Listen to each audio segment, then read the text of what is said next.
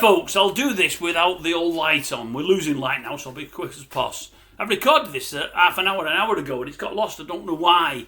Starmer and the Don, old Donald there, they had the meet yesterday, and many are saying it went well. Well, what do I think? Well, to be honest with you, I've been one of Starmer's biggest critics over the last sort of 5 or 6 months, but I thought he did a pretty good job.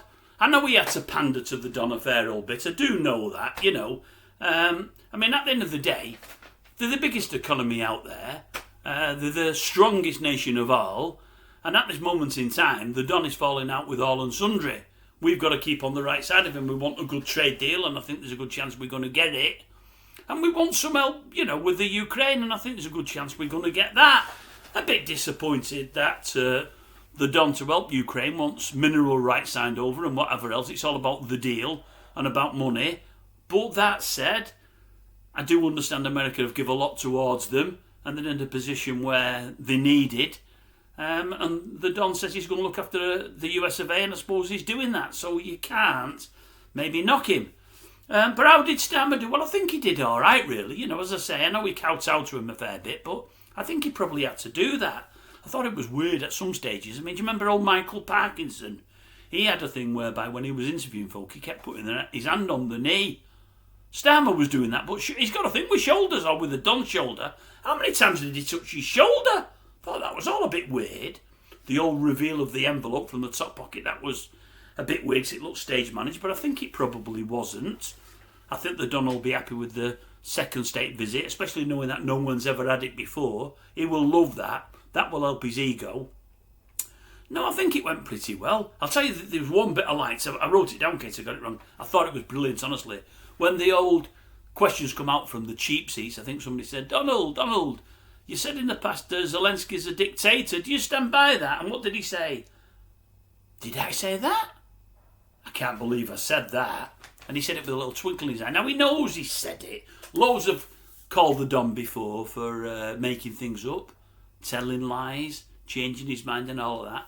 But in this instance, I think he was saying that in that one statement. Yeah, you know I said it, but I didn't really mean it. Didn't really think it was true.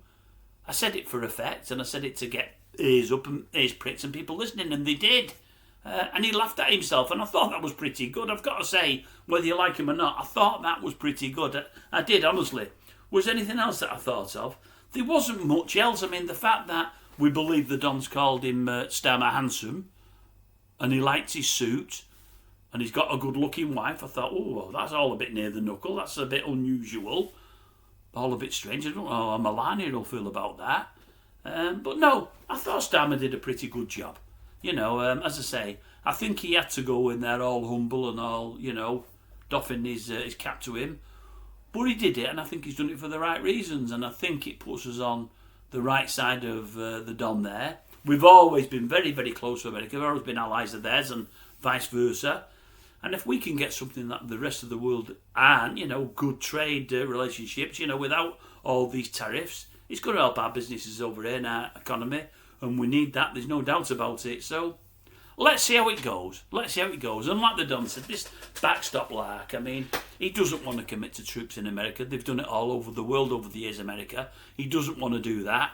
But as he said, if we've got people working over there, American people, we're not going to be letting outsiders bomb the country and risk our people's livelihoods, you know, and lives.